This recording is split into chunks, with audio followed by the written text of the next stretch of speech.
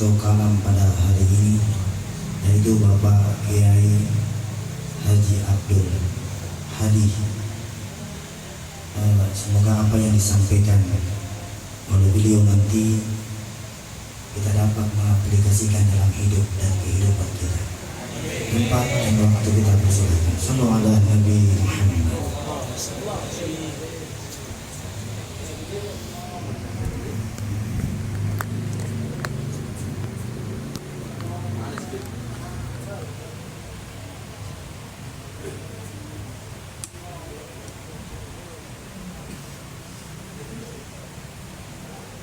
Bismillahirrahmanirrahim. Assalamualaikum warahmatullahi wabarakatuh. Waalaikumsalam warahmatullahi wabarakatuh. Alhamdulillahilladzi bi ni'matihi tatimmus shalihat. Asyhadu an la ilaha illallah wahdahu la syarika lahu al-mukawwinul kainat. Wa ashhadu anna sayyidana wa nabiyyana Muhammadan abduhu wa rasuluhu sayyidus sadat wa ala alihi wa ashabihi dawil fadli wal karamat.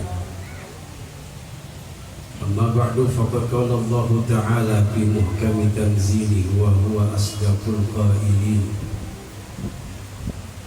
A'udzu billahi minasy syaithanir rajim. Bismillahirrahmanirrahim. Wa ma utitum minal ilmi illa qalila. Wa qala an-nabiy sallallahu alaihi wa alihi wa sallam, ay yu'addibar rajulu waladahu khairan min ay yatasaddaqa bisawa'in. Qala Imam Syafi'i, al-alimu kabiran wa in kana hadasan wal jahilu kabiran saghiran wa in kana shaykhan. Ta'allam falaysa al-mar'u yuladu 'aliman falaysa lahu 'ilmin kaman huwa jahil. Sadaqallah wa sadaqa Rasul sallallahu alaihi wa alihi wasallam. Yang sama-sama kita muliakan guru kita bersama sahibul majlis Al-Habib Hamid bin Muhammad Al-Hamid. Para habaib sekalian, para asatidzah sekalian, ibu dan bapak yang saya tidak sebutkan namanya satu persatu, namun tidak mengurangi rasa hormat dan takzim saya kepada beliau. Ibu dan bapak sekalian yang dirahmati oleh Allah Subhanahu wa ta'ala, saya perkenalkan dulu diri saya. Nama saya Abdul Hadi. Saya kelahiran Jakarta tanggal 25 Desember 1970. Jadi saya ini anaknya Yesus. Karena 25 Desember ya, hari Natal. Harusnya namanya jangan Abdul Hadi, namanya siapa? Hadi Natalia. Kalau bulan hari Natal itu. Jadi mengingatnya gampang karena kelahiran saya tanggal 25 Desember 1970, berarti sekarang saya sudah menginjak umurnya hampir 51 tahun. Tapi wajahnya wajah 17 tahun. Aja lihat pakai sedotan. Ibu dan bapak sekalian yang dirahmati oleh Allah Subhanahu wa ta'ala, saya berada di kota Makassar ini kurang lebih baru 2 tahun. Karena ada pandemi, akhirnya saya tinggal di Makassar. Seluruh usaha dan kegiatan saya semuanya tertutup karena kegiatan saya di Jakarta ataupun di Indonesia ini adalah sebagai pembimbing haji dan umroh. Jadi sudah 2 tahun tidak berkunjung ke kota Mekah. Biasanya saya sebulan bisa 2 kali pergi ke kota Mekah. Karena ada pandemi, jadi jadi saya tidak pernah pergi ke Mekah lagi. Mudah-mudahan bulan Desember, awal Desember, saya mudah-mudahan sudah berangkat lagi ke kota Mekah. Ya Rabbal. Ibu dan bapak sekalian yang dirahmati oleh Allah Subhanahu wa Ta'ala, alhamdulillah sejak kita melaksanakan sholat maghrib tadi bersama-sama secara berjamaah, kemudian kita berzikir, dilanjutkan dengan pembacaan maulidnya Rasul Sallallahu Alaihi Wasallam, tidak lain dan tidak bukan adalah untuk menuntut ilmu dan juga mencari syafaatnya baginda kita Rasulullah Sallallahu Alaihi Wasallam. Kalau kita berkumpul di sini adalah satu permintaan dan satu keinginan kita untuk menambah keimanan dan ketakwaan kita kepada Allah Subhanahu wa Ta'ala. Memang itulah adalah salah satu pesan daripada baginda kita Rasul Sallallahu Alaihi Wasallam. Ini saya sampaikan yang ada di YouTube aja ya. Nanti kalau ini lihat di YouTube. Yaitu ketika baginda Rasul Sallallahu Alaihi Wasallam tersebut mengutus salah satu sahabatnya ke kota Yaman, dia berpesan kepada sahabat tersebut, "Ya Aba Dzarrin, ittaqillaha haitsuma kunta wa'adbi sayyi'atal hasanata tamhuha wa khaliqin nasa bi khuluqin hasanin." Wahai Abu Dzarrin, pergilah kamu ke kota Yaman, tapi janganlah kau lupa ittaqillaha haitsuma kunta. Bertakwalah kamu di mana kamu saja berada. Artinya ketika kita berada di mana saja, kita bawa tuh yang namanya nilai-nilai takwa di dalam diri kita. Karena apa? Karena orang yang mengatakan bahwa saya beriman kepada Allah Subhanahu wa Ta'ala tanpa satu aplikasi dari nilai takwa, iman tersebut masih dalam keadaan telanjang. Qala ba'dul hukama al-imanu uryanun. Iman itu dalam keadaan telanjang. Kira-kira kalau orang jalan telanjang di sini, kita telanjang jalan, orang lain, orang bilang apa kepada kita? Sudah kapan itu dia gilanya? Jadi al-imanu uryanun, iman itu dalam keadaan telanjang, walibasu at-taqwa. Pakaian daripada iman itu adalah takwa kita kepada Allah Subhanahu wa Ta'ala, wa thamratuhu al-amal sholih. Buah daripada iman itu takwa buahnya itu adalah beramal soleh kepada Allah Subhanahu wa Ta'ala.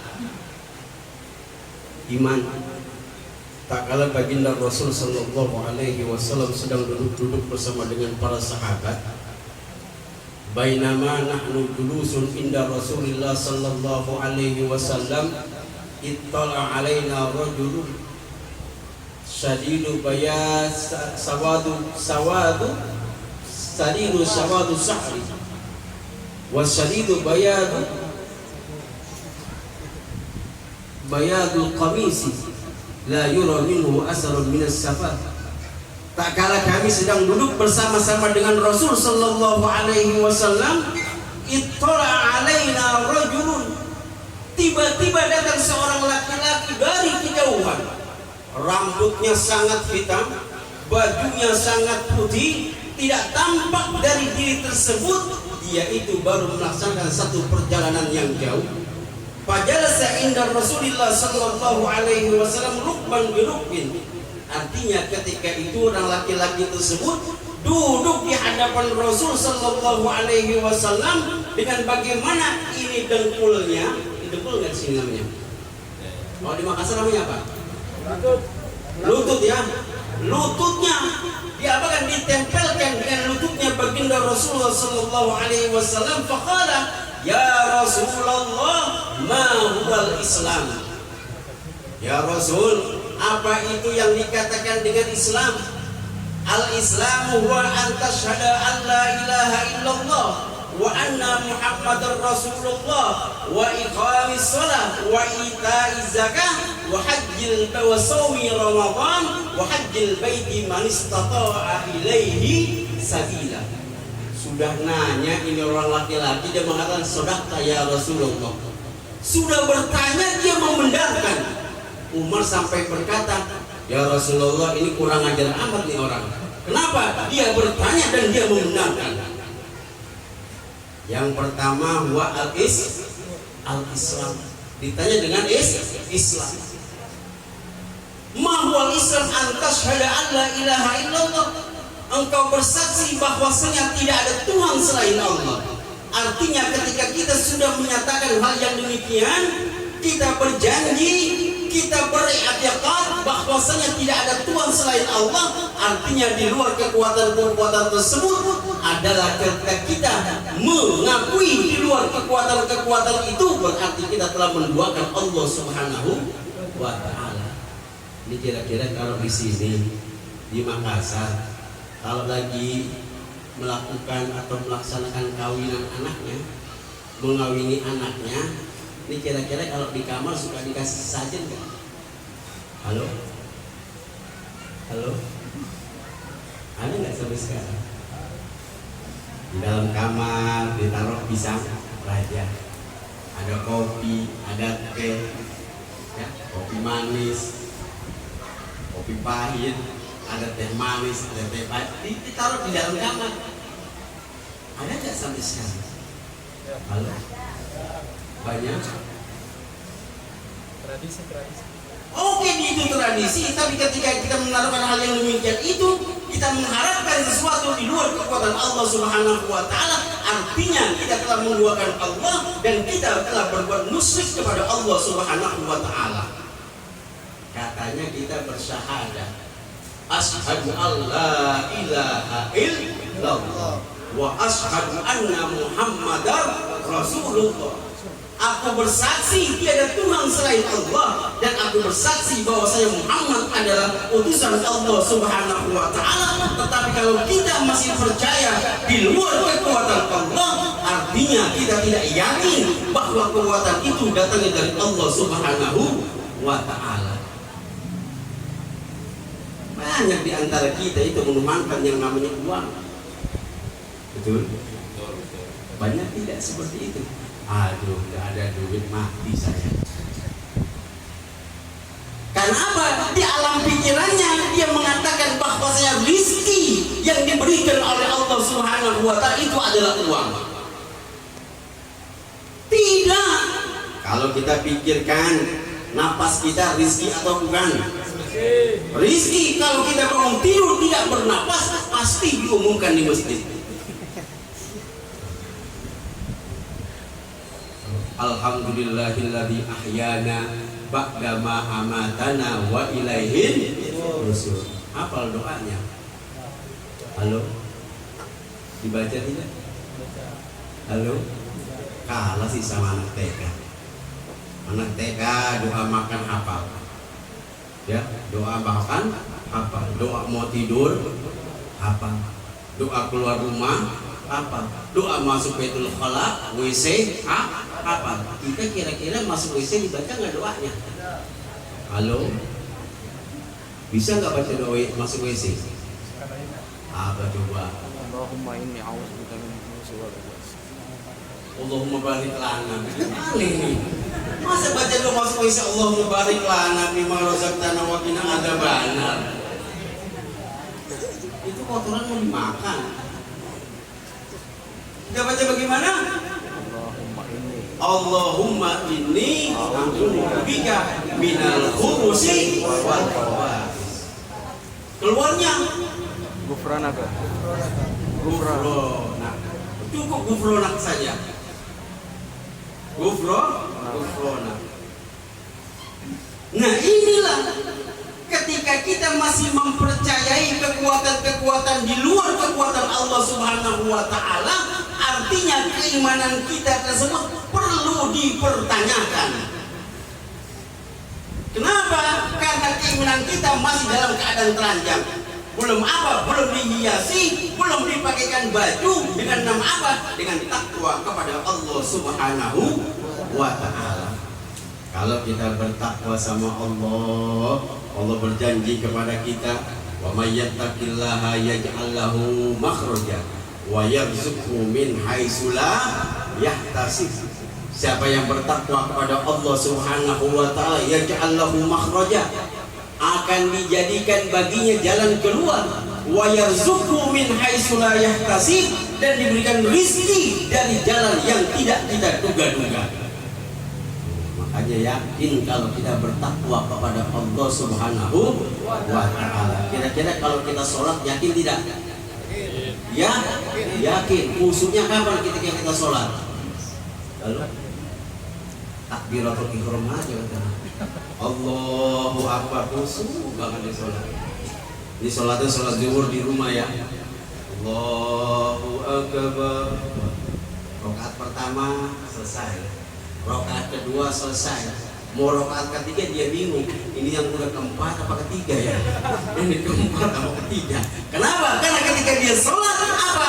Dia sholat dengan handphone berbunyi. Akhirnya bagaimana? Kacau sholatnya.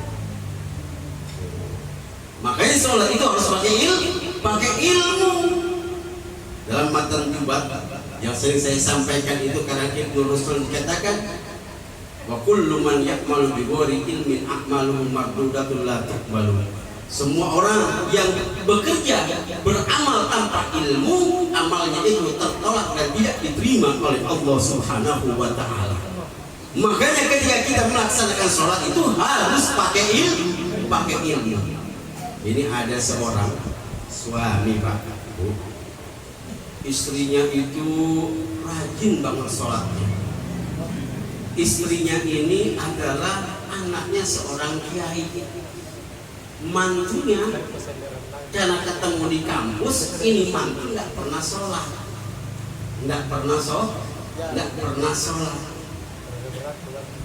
Akhirnya dia bilang sama istrinya, wahai istriku, saya ini mau belajar sholat ke masjid. Belajar sholat ke masjid atau ke surau. Dia pergi ke surau. Dia sholat. Udah pertama kali sholat, jadi makmum, maunya di belakang imam. Dia sholat, imam baca Allahu akbar. Dia ngikutin kan? Kata istrinya apa? Berpesan, pokoknya imam takbir ikut takbir, imam ruku ikut ruku, imam salam ikut salam. Akhirnya nih suami sholat atau di surau, Allahu akbar, dia ikut kan? Allahu akbar. Bismillahirrahmanirrahim. Alhamdulillahi rabbil alamin. Waladhdallin. Jadi kan makmum semuanya amin. Rakaat pertama selesai. Rakaat kedua ini imam kentut. Imamnya kan kentut. Nah kebetulan ini surau di sampingnya ada jendela. Akhirnya ini imam loncat dari jendela. Karena istrinya bilang, imam mengerjakan apa? Ikutin. Akhirnya bagaimana? Ini makmum, karena imamnya loncat dari musola, dia loncat lagi dari apa? Dari jendela. Diikutin terus sama imam, sama makmumnya. Dia ke sawah, diikutin ke sawah. Ini imam lari, kenapa ketakutan dikejar sama makmum? Dikejar sama makmum, terus dia lari sampai bajunya itu kotor semua dengan lumpur yang ada di sawah. Akhirnya dia berhenti.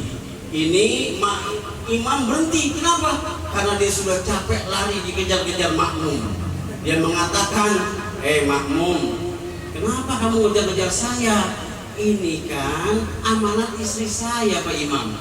Kenapa? Katanya kalau imam kerja apa saja ikutin. Makanya imam loncat dari jendela, saya ikut loncat. Terus diikutin itu yang namanya imam oleh makmum. Dia pulang ke rumah. Pas pulang ke rumah dia mengatakan kepada istrinya, wahai istriku, ternyata sholat itu capek sekali. Kenapa pakai lari-larian? Loncat dari jendela. Tuh, itu namanya sholat. Kenapa? Karena sholatnya tidak didasari dengan ilmu. Oleh karenanya jangankan kita melaksanakan ibadah sholat, mengerjakan sesuatu yang sekecil apapun harus didasari dengan yang namanya ilmu. Harus didasari dengan yang namanya ilmu. Makanya Imam Syafi'i mengatakan ta'allam falaisal mar'u yuladu 'aliman falaisa lahu ilmin kaman huwa jahil. Ta'allam, belajarlah kamu sekalian. Tidak ada seorang manusia dilahirkan di atas dunia ini dalam keadaan pintar. Dalam keadaan pintar, harus belajar kita. Falaisa lahu ilmin kaman huwa jahil. Orang yang tidak punya ilmu, maka dia termasuk orang-orang yang bodoh.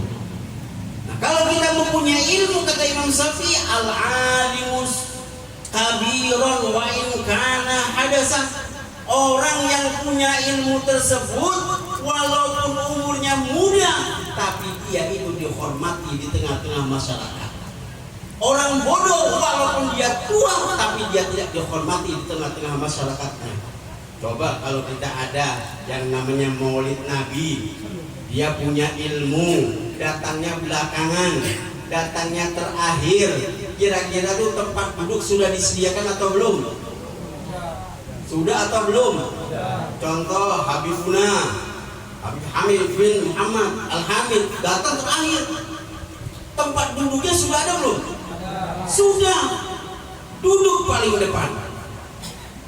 Kalau kita tua nggak punya ilmu, walaupun datangnya lebih awal, ini kira-kira suruh duduk di depan atau di belakang? Di belakang nggak dipersilakan, di depan suruh baca doa bagaimana? Makanya kita itu harus menuntut ilmu. Dalam kitab Minhajul Abidin karangan Muhammad Al-Ghazali itu dikatakan wa kam abin ala bibnihi tu syarafin kama adat bi Muhammadin al-Adnanu. Berapa banyak orang tua terangkat derajatnya karena prestasi anaknya. Kalau anak kita pintar, azan subuh nih, anak kita azan subuh, Allahu Akbar, Allahu Akbar, didengar oleh tetangga kita. Waduh, siapa itu? Anaknya Haji Muhammad itu, yang baru dari pesantren. Azan suaranya bagus ya dia. Tuh, yang disebut siapa? Bapaknya. Ada anak juga naik motor, nyungsep, jatuh, kesorokan karena mabuk. Yang disebut siapa dulu pertama? Anaknya siapa itu? Yang mabuk naik motor. Itu biasa anak Haji dulu. Oh. Siapa lagi yang kena? Orang tuanya lagi yang kena. Tapi kalau orang anaknya tersebut mempunyai ilmu, dia itu berhasil dalam hidupnya, yang pertama kali terangkat derajatnya adalah orang tuanya. Alhamdulillah. Makanya Bu, kalau kita punya anak, jangan sekali-kali kita marahi dia. Anak itu kemauan siapa? Halo? Anak kemauan siapa? Halo? Anak itu kemauan siapa? Kemauan kita kan? Kemauan kita. Sambil bercanda sama istri kita jadi anak. Kenapa? Karena kita yang inginkan. Maka jangan sekali-kali kita menegur anak kita, memarahi anak kita tersebut dengan kata-kata yang kasar. Walaupun anak kita hitam, jangan dikatakan dasar bolong. Dasar bolong hitam ya? Ya dasar hitam. Lah bapaknya mah ibunya hitam mau putih. Jangan dikatakan gitu. Kita bayang anak kita wahai anak yang soleh, nak soleh sini. Walaupun namanya Ahmad, kita soleh sini. Ya kita baca Quran. Kan kalau zaman dahulu Pak, Bu, itu orang tua kita kalau nyari mantu cukup dia bisa membaca Quran, bisa melaksanakan sholat, dia angkat jadi mantu. Kenapa? Paling tidak nanti kalau orang tuanya meninggal dunia bisa dia baca Quran. bisa dia baca Yasin. Di kampung saya Pak, namanya Leo, namanya sih, namanya Leo, ya Allah namanya Leo. Ini seorang kiai punya anak perawan, gadis cantiknya bukan main, hidungnya mancung ke dalam, hidungnya mancung, wah, warna kulitnya putih, kakinya betisnya bunting padi. La ilaha illallah, sempurna benar ini yang namanya gadis. Ini Leo jalan depan rumah kiai, dia pakai kain sutra buatan Sengkong, pakai baju kokonya mereknya BHS. Dia sambil bawa kitab, setiap pagi dia datang, dia jalan di depan rumah kiai, dia mengatakan Assalamualaikum Kiai. Waalaikumsalam. Tuh, karena kiai kalau pagi-pagi duduk di depan rumah sambil ngopi, pakai roti. Kalau di sini ngopi pakai roti susu, alias ubi, alias singkong, pakai sambal lagi. Dia jalan pagi bilang Assalamualaikum. Sorenya dia pulang sambil bawa kitab, masih pakai kain. Dia bilang Assalamualaikum Kiai. Waalaikumsalam. Sebulan, 2 bulan, 3 bulan, akhirnya kiai ini apa? Tertarik dengan pemuda yang namanya Leo. Dipanggil lah, nak Leo sini. Tiap pagi nak Leo pakai kain, pakai baju yang bagus, pakai kopiah warna hitam, bawa kitab, setiap jalan mengucapkan Assalamualaikum.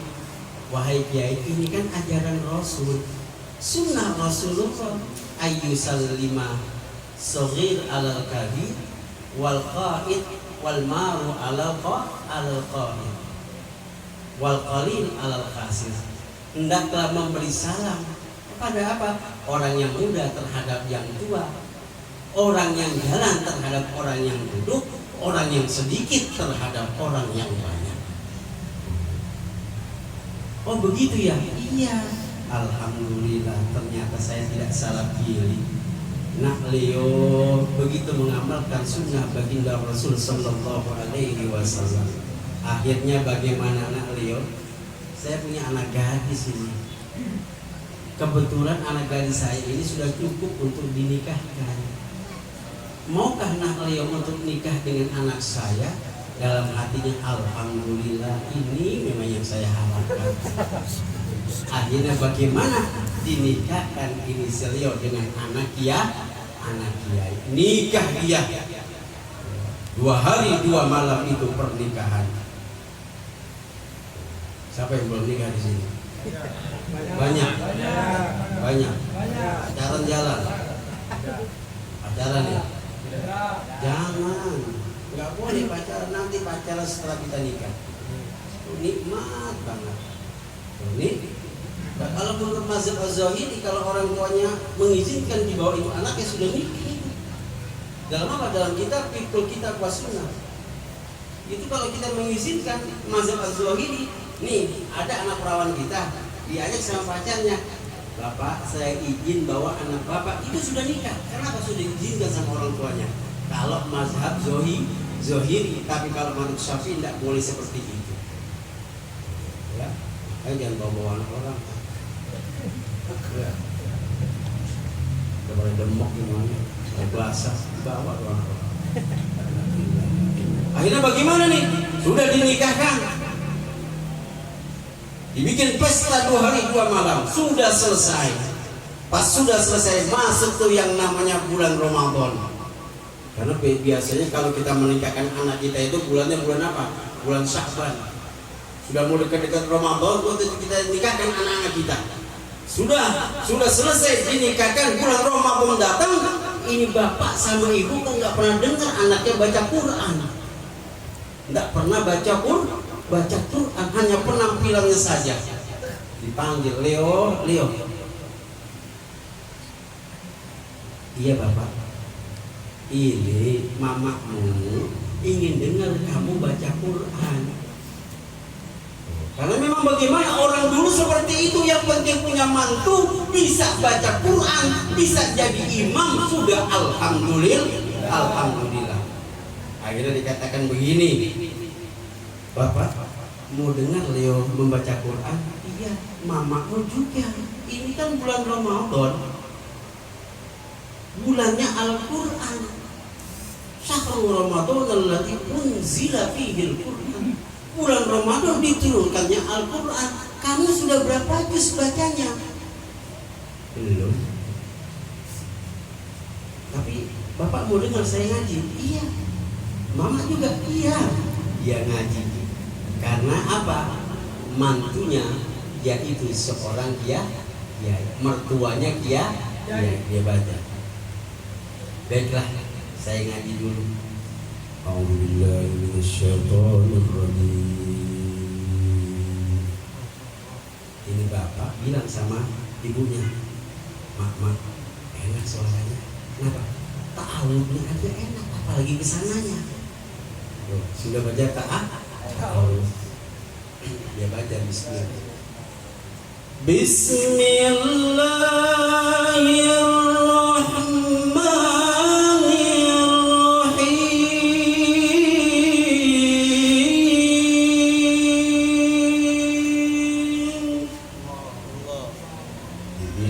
Ibunya bilang sama suaminya, Bapak suaranya enak ya. Dia bilang begini, mantu ulangi lagi dah. Ulangi lagi. Iya, diulangi lagi sama si mantu. Baca bismillah lagi. Bismillahirrahmanirrahim. Enak Pak suaranya. Udah bismillah. Ulangi lagi Pak. Jangan. Masa bismillah terus? Baca bismillah dia bingung. Emang gak pernah baca Quran. Ini Leo bingung baca apa lagi ya. Ta'awud udah, bismillah udah, apa lagi yang dibaca. Nah kebetulannya bulan Ramadan, bulannya bulan Ramadan dia baca. Qalaqu bi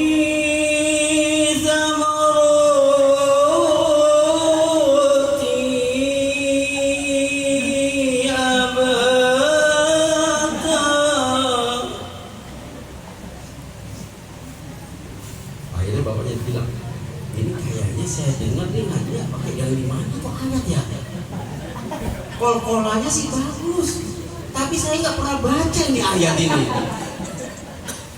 Nggak pernah baca ini ayat. Dari sejak Fatihah sampai Anas nggak ketemu tuh. Dia bilang, Bapak ulangi lagi ya. Ulangi. Saya kan dengernya agak aneh-aneh sih. Diulangi lagi semua. Qalaqu bi samawati abata.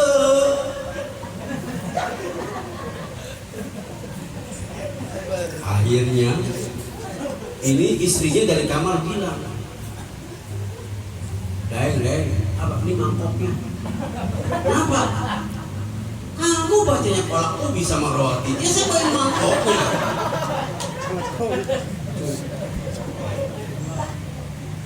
Oleh karenanya ibu dan bapak sekalian, kalau kita milih mantu, jangan kita lihat penampilannya saja, tapi kita lihat bagaimana bibit, bobot dan bebetnya. Jangan hanya dia pakai baju seperti saya gamis seperti ini, pakai kain yang bagus, tapi kalau dia tidak bisa baca Quran,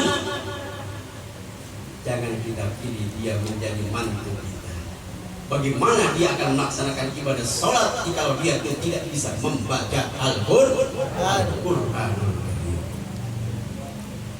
Ini saya pulangnya jauh. Saya pulangnya ke Jakarta. Saya dari Jakarta. Dari Jakarta. Ini pesawat sudah. Saya ditinggalin pesawat apa saya di pesawat tinggalin saya nanti? Alhamdulillah saya ketemu dengan Habib Hamid di sini. Saya sudah berkeliling-keliling, semuanya namanya Habib Hamid. Di Pontiku namanya Habib Hamid. Di sini namanya Habib Hamid. Nanti ke sana lagi namanya Habib Hamid. Aku benar namanya Habib Hamid semuanya. Ada kullu usrah, ada usrah. Al-aila wahidah. Al-aila wahidah. Laqab ada wahid. Ini saudara semuanya katanya. Saudara. Alhamdulillah saya bisa bersilaturahim dengan Habib Hamid. Saya memang berkeliling-keliling ke kota Makassar mencari majelis yang mensiarkan Maulid Nabi.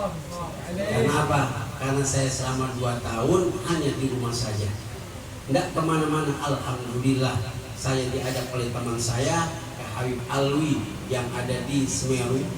Terus saya juga kemari, Pontiku kemari juga, dan juga kemarin itu ke rumah Habib Ustadz Alawi ya, Alawi Asegaf. Dan alhamdulillah saya putar dari majlis ke majlis yang lain. Untuk apa? Karena majlis ini adalah Raudhah min Riyadil Jannah, taman daripada tamannya surganya Allah Subhanahu wa ta'ala. Kita itu untuk menuntut ilmu dan juga mendapatkan syafaatnya baginda kita Rasulullah sallallahu alaihi wa alihi wasallam. Jadi doa aja. Yang pertama takwa kita bawa kemana-mana ya. Kemana-mana kita bawa takwa, iman kita bawa, amal soleh kita bawa. Insya Allah kita akan dilindungi oleh Allah Subhanahu wa ta'ala. Dan rizki kita tidak akan terputus apabila kita bertakwa kepada Allah Subhanahu wa ta'ala. Jangan apa? Jangan menganggap rizki itu hanya uang.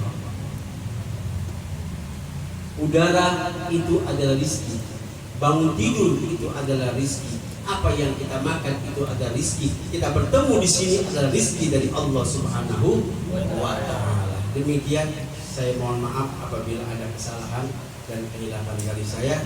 Kalau mau silakan nonton di YouTube tentang pembahasan tentang apa?